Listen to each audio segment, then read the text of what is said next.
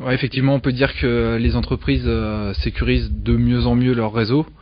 Quand on fait des tours pour regarder un peu les réseaux qu'il y a, les réseaux environnants, on remarque qu'il y a de moins en moins de réseaux qui sont complètement ouverts. Néanmoins, il y a un certain nombre de réseaux qui ont des sécurités qui ne sont pas forcément optimum.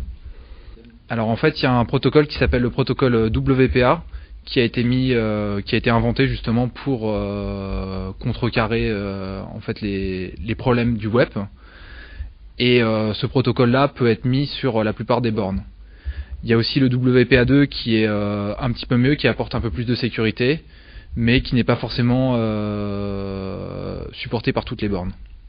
Alors les autres solutions possibles sont par exemple pour les entreprises qui ont du web et qui ne veulent pas investir dans le WPA ou qui ne peuvent pas passer au WPA, elles peuvent utiliser un autre chiffrement au-dessus, c'est-à-dire par exemple un VPN, etc., comme elles ont l'habitude de faire par exemple avec des clients mobiles externes.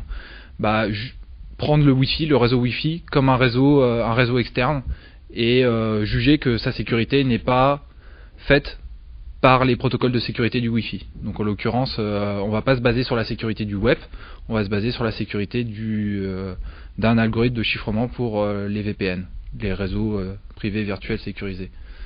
Alors un des grands problèmes des entreprises, c'est la connexion de réseau à l'insu des responsables sécurité et à l'insu de la politique que l'entreprise a mise en place.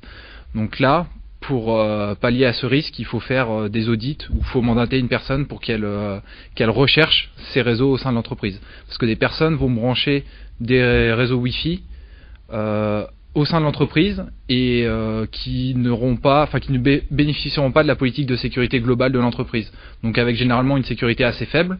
Et si si le réseau Wi-Fi est branché sur le réseau interne, ça pose d'énormes problèmes de sécurité par la suite.